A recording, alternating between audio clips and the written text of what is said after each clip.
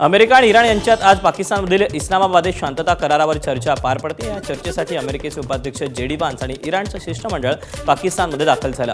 America आणि Israel बरोबरच्या युद्धानंतरही इराणकडे जवळपास 50% क्षेपणास्त्रांचा साठा शिल्लक असल्याचा मोठा दावा अमेरिकेच्या गुप्तचर यंत्रणेने केला। तसेच अनेक आठवड्यांच्या हल्ल्यानंतरही इराणकडे हजारो बॅलिस्टिक क्षेपणास्त्रे आहेत आणि त्यापैकी बरीचशी भूमिगत असल्याचा दावाही केला। मात्र या दाव्याला इराणने अजून तरी दुजोरा दिलेला नाही। पाकिस्तान चर्चेसाठी दाखल झालेल्या इराणी पथकानं मोठा संदेश जारी केला। अमेरिका फर्स्ट या पथकाची चर्चा होऊ घातली आहे, त्यामुळे तोडगा निघण्याची अपेक्षा आहे। मात्र त्याऐवजी इस्रायल फर्स्ट शिष्टमंडळ असं तर तोडगा अजिबात निघाला नसता असं इराणनं म्हटलंय। तर तसंच तोडगा निघाला नसता तर आमचे हल्ले अधिक विनाशकारी झाले असते असं इराणनं म्हटलंय। इराणचे परराष्ट्रमंत्री अब्बास अराक्ची यांनी त्यांचे जर्मन समकक्ष योहान वेडफुल यांच्याशी फोनद्वारे चर्चा केली। यावेळी अमेरिकेनं वारंवार आपली आश्वासनं मोडली आणि राजनैतिक संबंधांना धोका दिला, त्यामुळे इराणचा त्यांच्यावर विश्वास नसल्याचं अराक्ची यांनी सांगितलं। इराणी लोकांचं हित आणि हक्क जपण्यासाठी सरकार आपल्या पूर्ण ताकदीने लढेल असं अराक्ची यांनी स्पष्ट केलं। पाकिस्तानमधील इस्लामाबादमध्ये अमेरिका आणि इराणमध्ये शांतता करारावर चर्चा सुरू आहे। पाकिस्तानने या चर्चेला इस्लामाबाद टॉक्स असं नाव दिलं। या चर्चेसाठी अमेरिकेचे उपाध्यक्ष जेडी वान्स आणि इराणचं शिष्टमंडळ उपस्थित आहे। यावेळी शांती वार्तेत लेबनॉनचाही समावेश करावा अशी आग्रही मागणी इराणने केली। अमेरिकेचे उपाध्यक्ष जेडी वान्स यांनी पाकिस्तानी पंतप्रधान शहबाज शरीफ यांची भेट घेतली। अमेरिकेच्या शिष्टमंडळात स्टीव्ह विटकॉफ आणि जारेड कुशनर यांचा समावेश आहे, तर पाकिस्तानी शिष्टमंडळात मोहसिन नक्वी आणि इशाकदार यांचा सहभाग आहे। अमेरिकेच्या गुप्तचर यंत्रणेच्या माहितीनुसार चीन पुढील काही आठवड्यात इराणला नवीन हवाई संरक्षण प्रणाली देण्याच्या तयारीत आहे। अमेरिकन मीडियानं हे वृत्त दिलं। अमेरिका आणि इराण यांच्यातील युद्धविरामाबाबत चीननं मध्यस्थी केल्याचा दावा करण्यात येतोय। पुढील महिन्यात जिनपिंग आणि ट्रम्प यांची भेटही प्रस्तावित आहे। त्यातच आता चीन आणि इराणला हवाई संरक्षण प्रणाली देण्याच्या तयारीत असल्यानं चीन दुटप्पी भूमिका खेळतेय का असा सवाल उपस्थित होतोय। इस्लामाबादमध्ये चर्चा सुरू असताना दुसरीकडे पोप लिओ आज शांततेसाठी प्रार्थना करणार आहेत। पाकिस्तानमधील शांती वार्तेआधी पोप लिओ यांनी जगभरातील चर्चेसना शांततेसाठी प्रार्थना करण्याचं आवाहन केलं। व्हॅटिकन सिटीतील सेंट पीटर्स बॅसिलिकामध्ये आयोजित प्रार्थना सभेचं अध्यक्षस्थान पोप लिओ भूषवणार आहेत। 8 एप्रिलला झालेल्या सर्वसाधारण सभेत पोप लिओ 14 यांनी सर्व भाविकांना शांततेसाठीच्या प्रार्थना सभेत सहभागी होण्याचं आवाहन केलं होतं। नाशिकमधील नामांकित IT कंपनीमधील महिला कर्मचाऱ्यांचं लैंगिक शोषण आणि धर्मांतरण प्रकरणाचा तपास यंत्रणेकडून तपास होण्याची शक्यता आहे। NIA, ATS आणि CBI या प्रकरणाचा तपास करण्याची शक्यता आहे। SIT कडून प्रकरणाची महत्त्वाची माहिती तिन्ही तपास यंत्रणांना कळवण्यात आली। लैंगिक शोषण आणि धर्मांतरण प्रकरणात मोठं रॅकेट असल्याचा संशय व्यक्त करण्यात आला आहे। सोलापूर जिल्ह्यात विनापरवाना पुतळा उभारणाऱ्यांवर आता कडक कारवाई करण्याचा इशारा देण्यात आला। जिल्हाधिकारी, पोलीस अधीक्षक आणि जिल्हा परिषद CEO यांनी संयुक्त परिपत्रक जारी करून परवानगीशिवाय उभारलेला पुतळा 4 तासात हटवून थेट FIR दाखल करण्याचे निर्देश दिलेत। तसंच माहिती लपवल्यास पोलीस पाटलांचं 7 दिवसात निलंबन, तर पूर्वकल्पना न दिल्यास ग्रामपंचायत सदस्यांवर अपात्रतेची कारवाई होणार आहे। पुतळा तयार करणाऱ्यांनीही अधिकृत परवानगीशिवाय पुतळा देऊ नये असं स्पष्ट करण्यात आलेलं असून अलीकडील घटनांनंतर प्रशासनानं हा निर्णय घेतलेला आहे। पुण्यातील रील स्टार पोलीस सोनाली हिंगेसह 2 पोलिसांचं निलंबन करण्यात आलं। नामांकित महाविद्यालयाच्या प्राचार्यांकडून खंडणी उकळल्याप्रकरणी ही कारवाई करण्यात आली। दामिनी पथकातील reel star Sonali Hinge, police उपनिरीक्षक अजित बडे आणि पोलीस शिपाई सुदाम तारडे यांचं निलंबन करण्यात आलेलं आहे। आरोग्यमंत्री प्रकाश आंबेडकर यांनी कोल्हापूरच्या आरोग्य विभागातील 2 मोठ्या अधिकाऱ्यांवर निलंबनाची कारवाई केली। विद्यमान जिल्हा शल्य चिकित्सक प्रशांत वाडीकर आणि माजी जिल्हा शल्य चिकित्सक सुप्रिया देशमुख यांचं निलंबन केलं। वैद्यकीय बिलांच्या मंजुरीसाठी कुणी किती पैसे घेतलेल्या नोंद वहीचं प्रकरण त्यांना भोवलं। आरोग्यमंत्री प्रकाश आंबेडकर यांनी चौकशीचे आदेश दिले होते। चौकशीसाठी आरोग्य विभागाच्या 3 अधिकाऱ्यांची समिती नेमली होती। चौकशी अहवाल 2 जिल्हा शल्य चिकित्सक दोषी असल्याचं समोर आलं। एकाच वेळी आजी माजी जिल्हा शल्य चिकित्सकांवर निलंबनाची ही पहिलीच कारवाई आहे। शिवसेना खासदार संदीपान भुमरेंच्या चालकाच्या 9 एकर जमिनीच्या हिबानामा प्रकरणात जमिनीचा मूळ मालक मीर मेहमूद अली यांना अटक करण्यात आली। मीर मेहमूद अली यांच्या विरोधात फसवणुकीचा गुन्हा दाखल झाला। जमिनीचा मूळ मालक मीर मेहमूद अली यांना तपासासाठी आर्थिक गुन्हे शाखेत हजर राहण्याची नोटीस बजावण्यात आली होती, मात्र 3 दिवसात तपासासाठी हजर न राहिल्यानं अटक करण्यात आलेली आहे। भाजप आमदार सुरेश धस, धनंजय देशमुख आणि त्यांचे साडू दादासाहेब खिंडकर यांनी बीडचे पोलीस अधीक्षक नवनीत कावत यांची भेट घेतली। मस्सादूक गावात होणाऱ्या चोऱ्या, घरफोडी आणि विविध विषयांवर पोलीस अधीक्षक कार्यालयात तासभर पोलीस अधीक्षकांशी चर्चा करण्यात आली। धनंजय देशमुखांचा साडू दादासाहेब खिंडकरनं काल एक खळबळजनक दावा केला होता। मला सोडवून आणण्यासाठी धनंजय देशमुखांवर दबाव आणण्यात आला असंही त्यांनी म्हटलेलं होतं।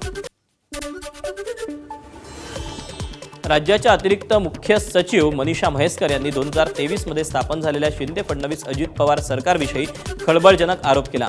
माझा विभाग चालवायला महिला नको असं म्हणत आपल्याला डावललं, तेव्हा एक अनुभव वगळता महिला अधिकारी म्हणून वेगळी वागणूक मिळाल्याचा कधी अनुभव आला नसल्याचं मनीषा म्हैसकर म्हणाल्या।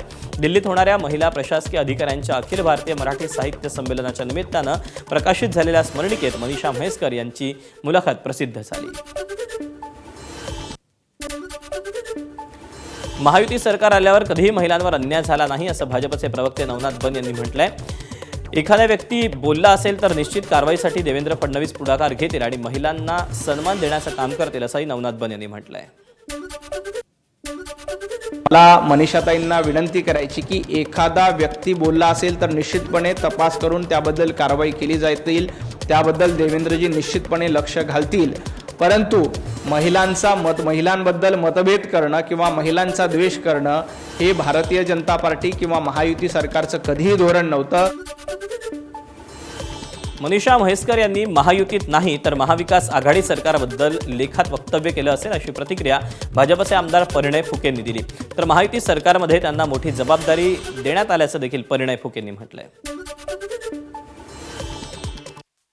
महाविकास आघाडी सरकारच्या संदर्भात ते त्या संदर्भात बोलले असणार, कारण महायुतीच्या सरकारमध्ये त्यांना सगळेच चांगले पदं आणि मिळालेले। आज ते आमच्या महाराष्ट्राच्या गृहसचिव आहेत आणि निश्चितच एक फार मोठी जबाबदारी त्यांना देण्यात आलेली आहे। महाराष्ट्राच्या पहिल्या महिला DG रश्मी शुक्लांनाही त्या जागेवर बसवण्याचं काम माननीय फडणवीस साहेबांनी केलेलं आहे।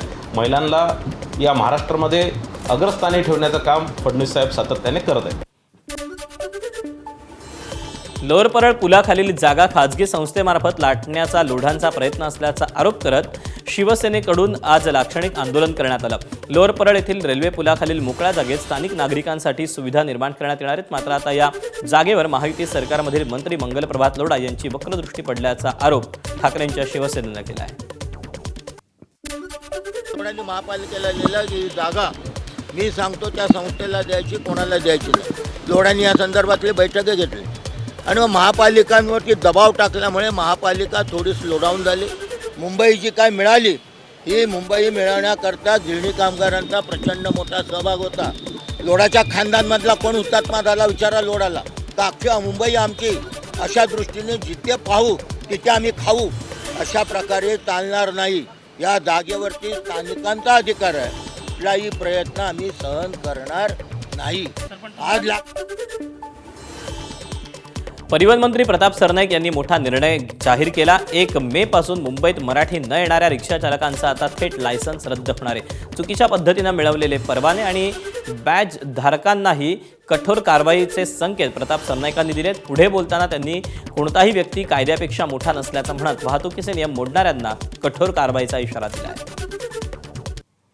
लायसन्स देत असताना, बॅज देत असताना, परमिट देत असताना त्यामध्ये अटच आहे की तुम्हाला जर परमिट दिलं जातं महाराष्ट्रामध्ये प्रवासी वाहतूक करण्याची तर तुम्हाला मराठी येणं अनिवार्य आहे। जर अशा पद्धतीचं चुकीच्या पद्धतीनं कुणाला जर परवाने दिले असेल तर त्याचे परवानेसुद्धा वेळप्रसंगी आम्ही रद्द करू, पण प्रत्येक रिक्षा चालकाला परमिट देत असताना मराठी येणं अनिवार्य आहे। महात्मा फुलेंचं मूळगाव असलेल्या पुणे जिल्ह्यातील पुरंदर तालुक्यातील खानवडी गावात जिल्हा परिषद आणि क्रिस्टल इंडिया या संस्थेतर्फे शाळा उभारण्यात आली। CBSE अभ्यासक्रमाचा समावेश असलेली महाराष्ट्रातली जिल्हा परिषदेची ही पहिलीच शाळा आहे। मुख्यमंत्री फडणवीसांच्या हस्ते या शाळेचं उद्घाटन करण्यात आलं। या कार्यक्रमाला उपमुख्यमंत्री सुनेत्रा पवार, मंत्री जयकुमार गोरे, शिक्षण मंत्री दादा भुसे यांचीही उपस्थिती होती। उपमुख्यमंत्री सुनेत्रा पवारांनी पुण्यातील फुलेवाड्यात जाऊन महात्मा ज्योतिबा फुलेंना जयंतीनिमित्त अभिवादन केलं, तर खासदार सुप्रिया सुळेंनीही ज्योतिबा फुलेंच्या जयंतीनिमित्त फुलेवाड्याला भेट देऊन अभिवादन केलं.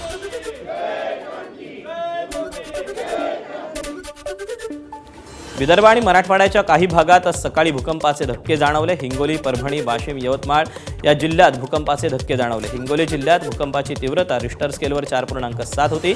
हिंगोलीतील वसमत इथलं पांगरा शिंदे या गाव भूकंपाचं केंद्रबिंदू ठरलं. भूकंपाचा धक्का जाणवल्यानंतर अनेक गावातील घरामध्ये ठेवलेली भांडी आणि वस्तू जमिनीवर कोसळल्या, तसंच अनेकांच्या घरांना तडे गेले. हिंगोलीत 4.7 रिश्टर स्केल तीव्रतेचा भूकंप झाला. पांगरा शिंदे गावात भूकंपाचं केंद्र होतं, मात्र भूकंपाच्या धक्क्यामुळे 35 ते 40 घरांच्या भिंतींना तडे गेले. अनेक घरांची पडझड झाली. तलाठी आणि ग्रामसेवकांना नुकसानाचे पंचनामे करून अहवाल सादर करण्याच्या सूचना प्रशासनानं दिल्या आहेत. दिवसभरात पंचनामे पूर्ण करून अहवाल सादर कराव्यात अशाही सूचना केलेल्या आहेत. 35 ते 40 घरामध्ये ज्या भिंती आहेत त्या भिंतींना तडे गेलेले आहेत. तसेच इतर जी नुकसानग्रस्त जी घरे आहेत त्यांचे पंचनामेसुद्धा करण्याचे आम्ही आदेश दिलेले आहेत. ग्राम महसूल अधिकारी त्यानंतर ग्रामपंचायत अधिकारी हे त्या ठिकाणी भेट देतील आणि त्याचा पंचनामा आज आम्हाला सादर करतील. नांदेड जिल्ह्यात भूकंपाचे धक्के जाणवले. नांदेड शहरातील सिडको, वजिराबाद, आनंदनगर, तरोडा सांगवी भागात भूकंपाचे सौम्य धक्के जाणवले.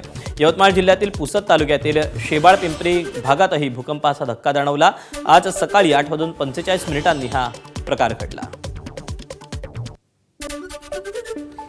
भिवंडीच्या ग्रामीण भागात क्राईम ब्रांचनं मोठी कारवाई करून 64 लाखांचा गुटखा जप्त केला. न्यायालयाच्या परवानगीनंतर अन्न आणि औषध प्रशासनाच्या अधिकाऱ्यांच्या उपस्थितीत हा गुटखा साविंद्रा डम्पिंग ग्राउंडमध्ये 20 ते 25 फूट खोल खड्डा करून डंप करण्यात आला. ही प्रक्रिया पूर्ण होताच गुटखा माफियांनी घटनास्थळी दाखल होत जेसीबीच्या मदतीनं डंप केलेला खड्डा उकरून मोठ्या प्रमाणातून गुटखा पुन्हा बाहेर काढून तो टेम्पोमध्ये भरून नेण्याचा प्रयत्न केला.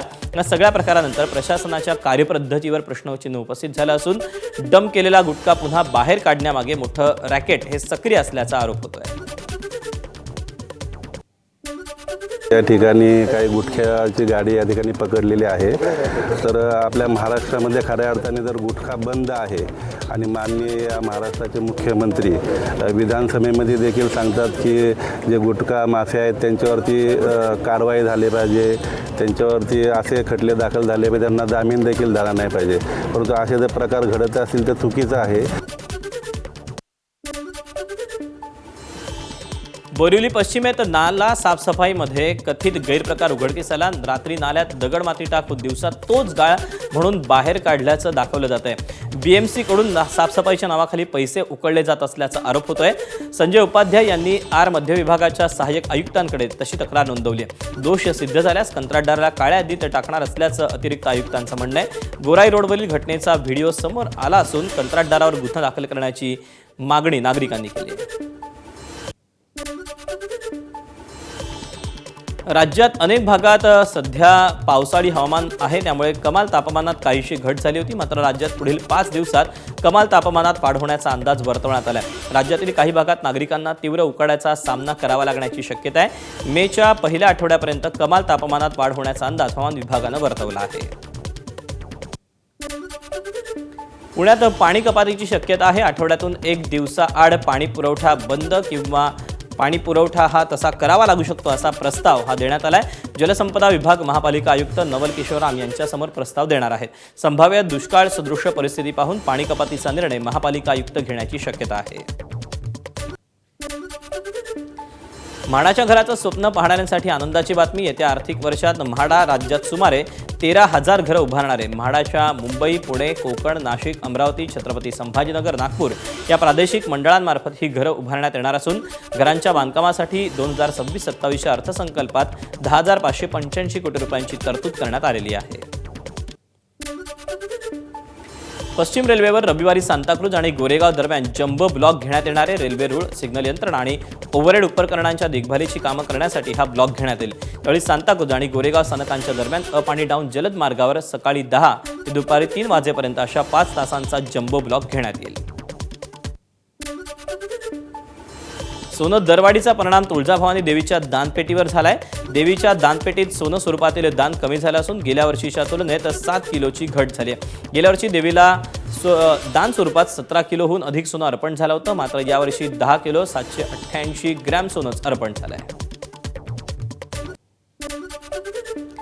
छत्रपती संभाजीनगर शहरात फटाक्यांसारखे आवाज सायलेन्सर असलेल्या 1025 दुचाकींवर कारवाई करण्यात आली. बुलेटचे 705 सायलेन्सर पोलिसांनी जप्त केले होते.